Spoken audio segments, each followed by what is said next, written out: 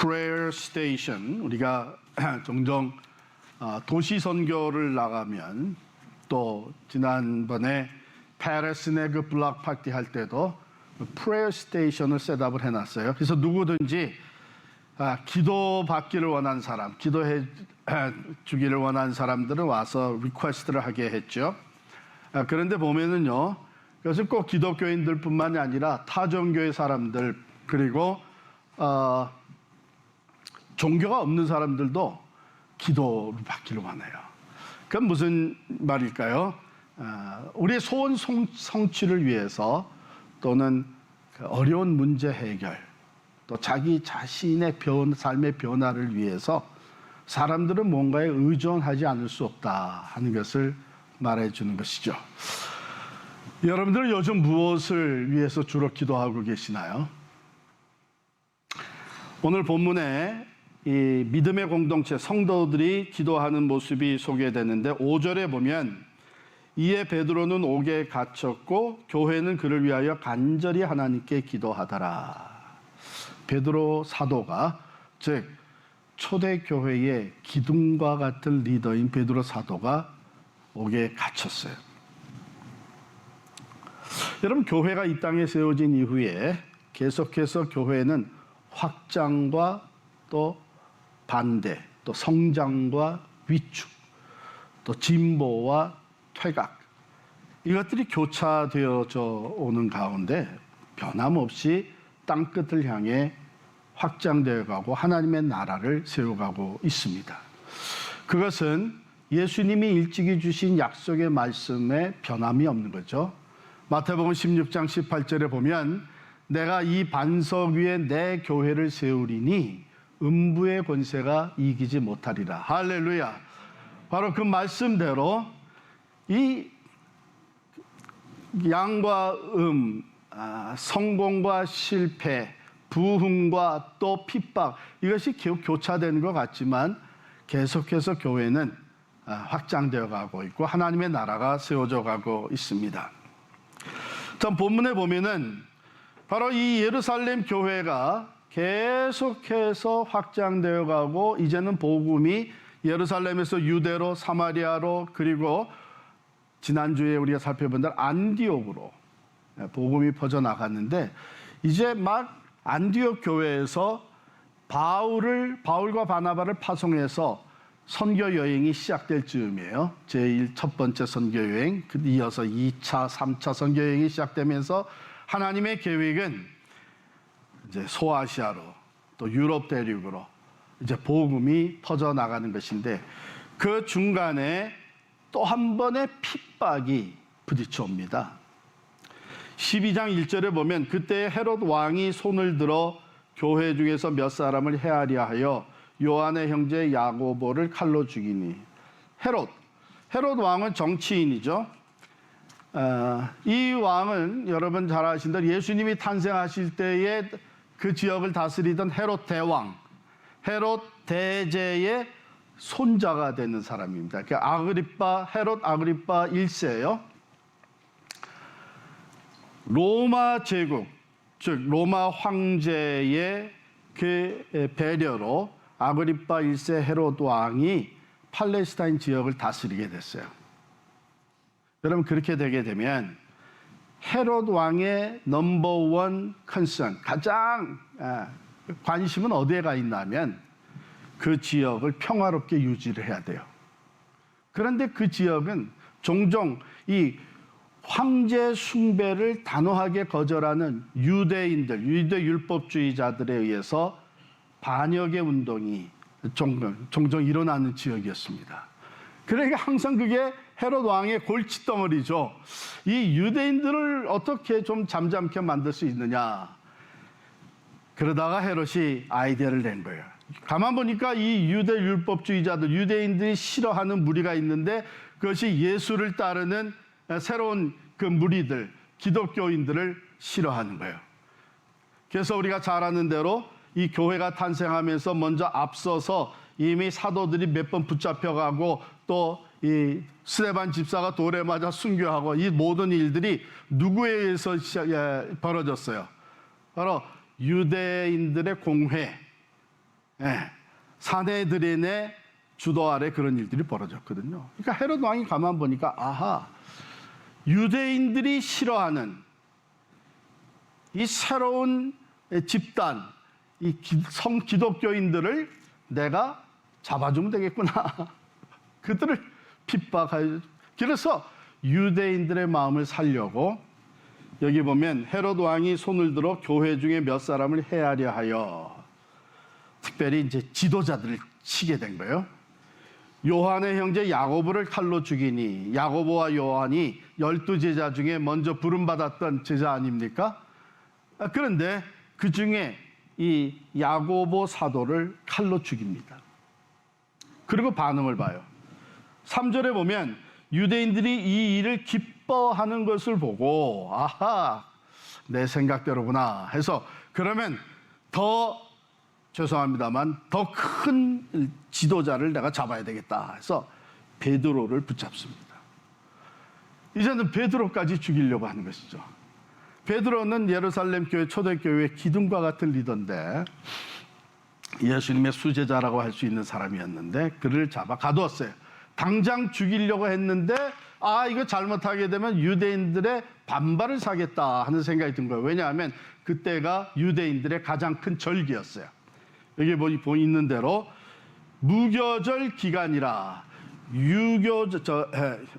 유월절로 시작을 해서 그 다음에 일주일 동안 계속되어지는 무교절 기간이었다는 거예요. 그러면 유대인들은 이 절기 동안에는요 재판도 안 합니다. 그러니 하물며 사형을 처형한다고 하면서 사형을 진행한다고 하면서 있을 수 없는 일이에요. 그건 유대인들을 모욕하고 무시하는 행위가 되거든요. 그러니까 기다리자. 절기만 지나면 그때에 베드로를 끌어내서 죽이려고 작정을 하고 감옥에 가둬놨어요. 철저하게 가뒀습니다.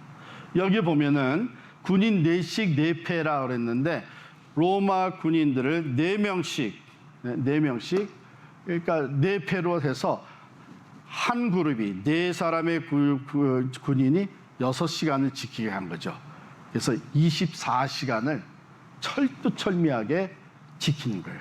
근데 감옥에 집어넣는데 거기 보면은 두 군인 틈에서 두세 사슬에 매어 누워 자는데 그랬어요. 그러니까 잘 때도 군인 2사람과 쇠사슬로 같이 묶여져 있어가지고 그저 옴싹달싹 못하게 만드는 거예요.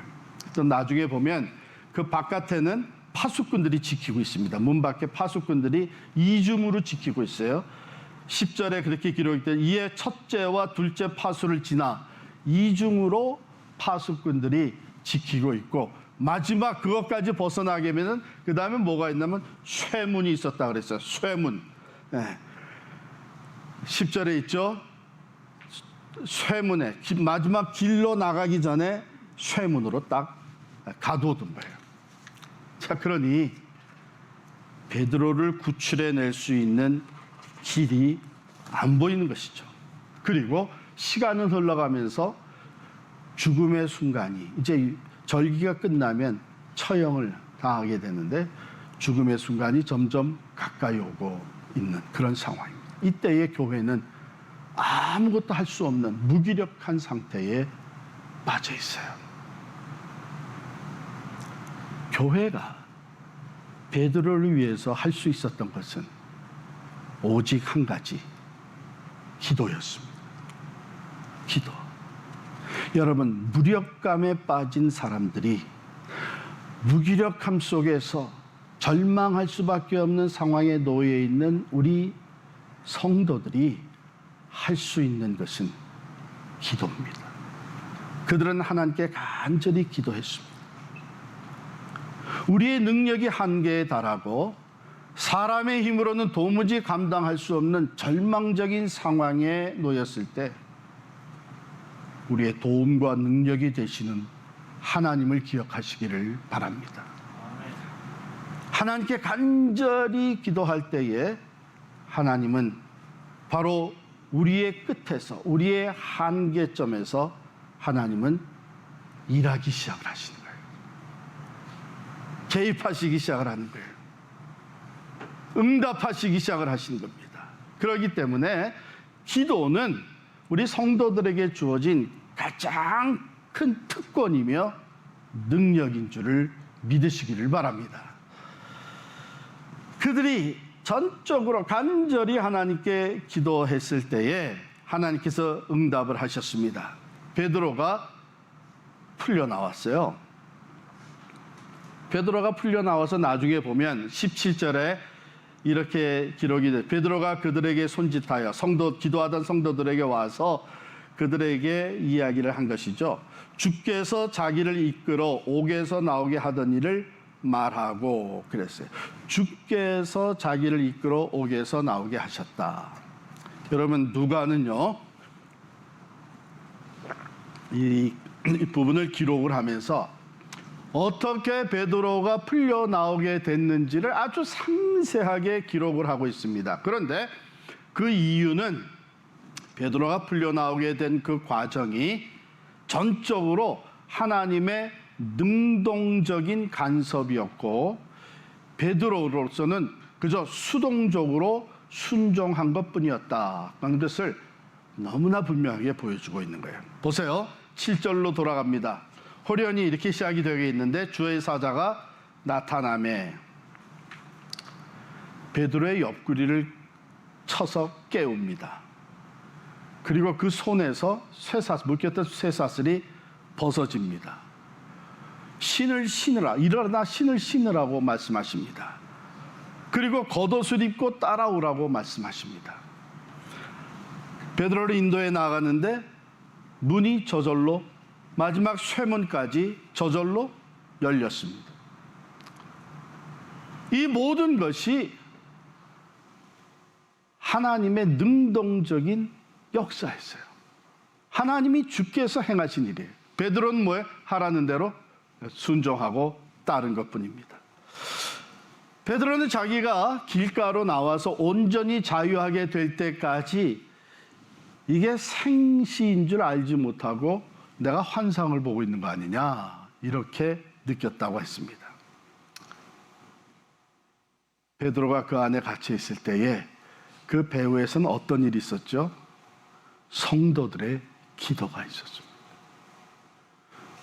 아무것도 할 수 없지만 하나님께 온전히 의지하고 하나님께 간절히 부르짖는 성도들의 중보 기도가 있었고, 그 기도의 응답으로 하나님은 초자연적인 능력으로 개입하시기 시작을 한 것입니다.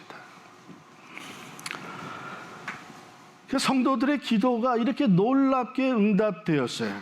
그래서 베드로가 성도들이 풀려나와서 성도들이 모여있는 집에 찾아왔죠. 대문을 두드립니다. 로데라고 하는 여자아이가, 소녀가 나와서 문을 두드리는 사람의 음성을 들으니까 이게 베드로라.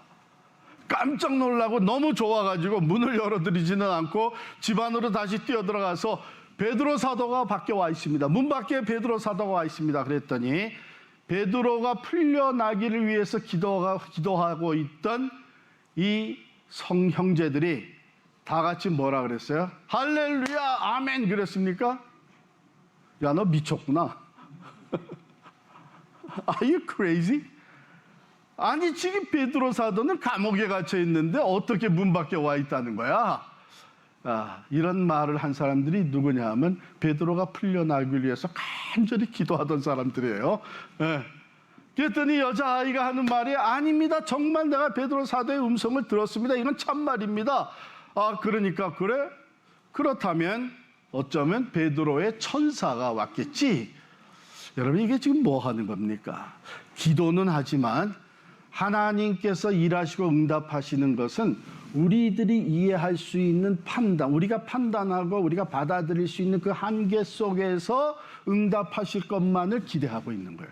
근데 그것을 벗어나니까 도무지 이렇게 빨리 나올 수가 없고, 이런 상황 속에서 베드로가 여기 찾아올 수가 없고, 자기들이 알 수 없는 일이 벌어지니까 그 다음에는 그것을 받아들이지 못하고, 너 미쳤구나. 만약에 그게 정말이라면 베드로의 천사이겠지. 여러분, 오늘 우리의 기도 생활이 그렇지는 않은가 한번 생각해 봅시다.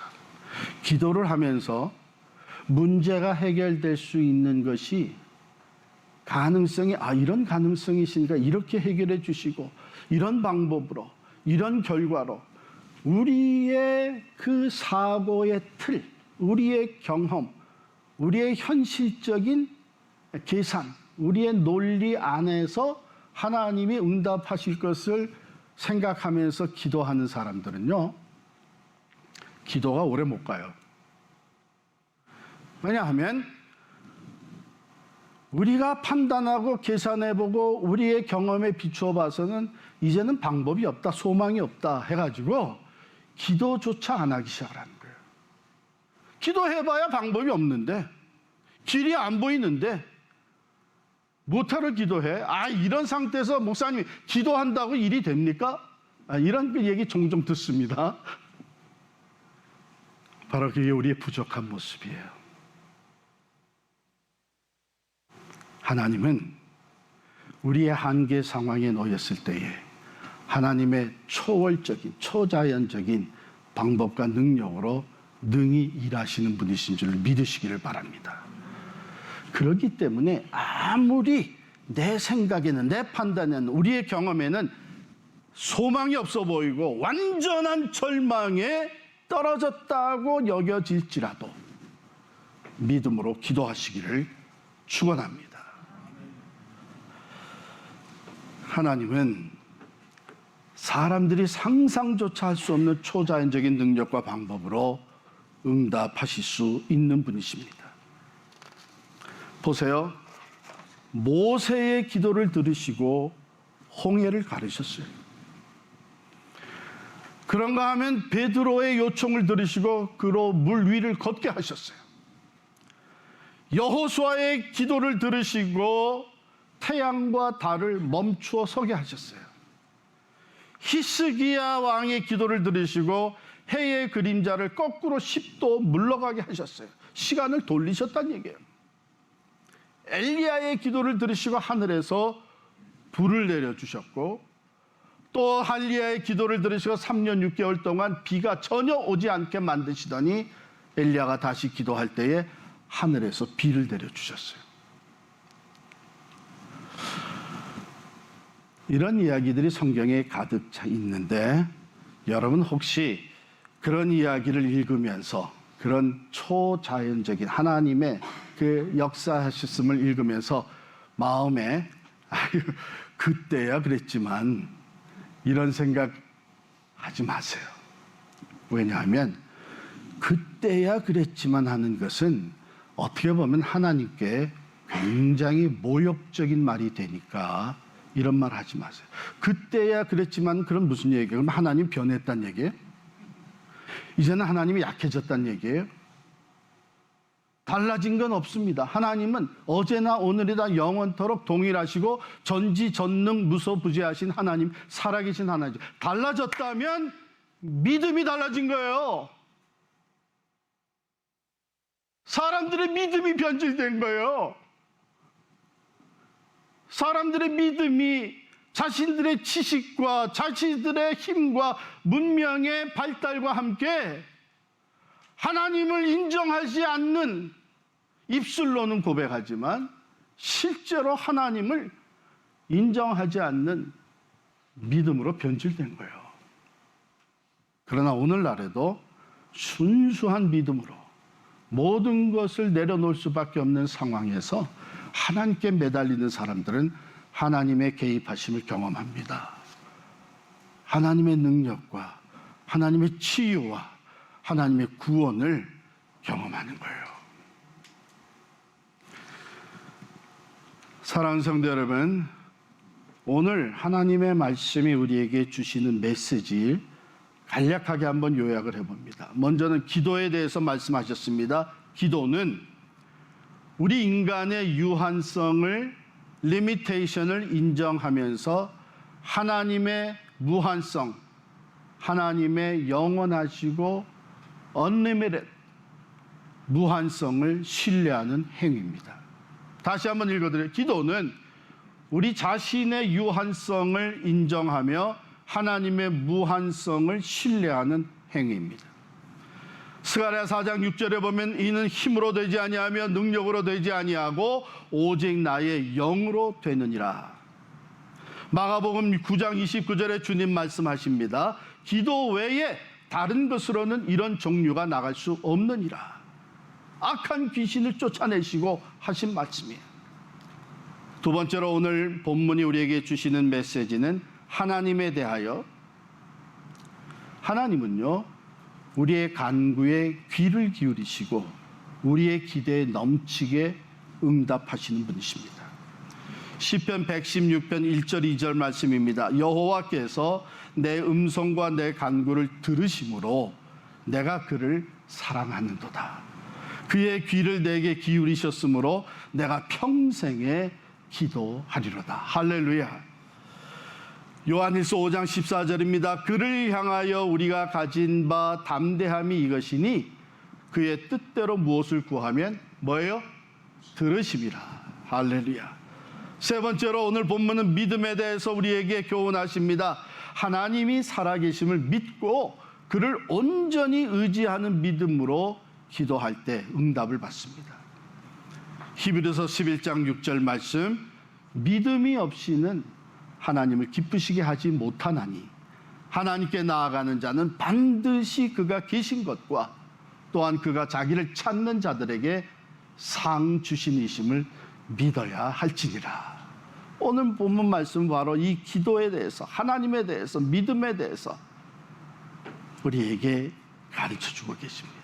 사랑하는 성도 여러분, 우리가 세상을 이기고, 나와 세상을 이기고, 죄와 어둠의 권세를 이기고 악한 영들과의 영적 싸움에서 이기며 승리할 수 있는 길은 기도입니다. 기도로 싸워 이길 수 있는 줄을 믿습니다. 여러분, 세상과 교회, 이 두 공동체가 있어요. 오늘 본문 말씀에서도 세상의 권세를 잡은 자와 교회가 있습니다. 각자가 적절한 무기를 가지고 서로 대치하고 전쟁을 합니다. 한편에는 헤롯 왕의 권위와 그 칼의 권세와 감옥의 조치가 있었습니다. 다른 한편에는요, 교회, 무력한, 세상으로 볼 때 무력한 자들, 그러나 그들이 소유하고 있는 무기가 있는데 유일한 무기, prayer, 기도였습니다. 이 싸움의 결과는 어떻게 됐습니까? 교회의 승리였습니다. 철저하게 베드로를 가두었지만 그는 풀려나왔습니다. 오히려 그를 지키던 자들이 죽임을 당했습니다.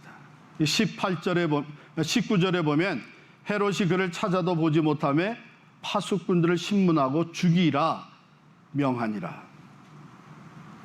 왜냐하면 죄수를, 이 지키던 자들이 죄수를 놓치게 되면 그 죄값을 자기들이 받게 돼 있는 거예요.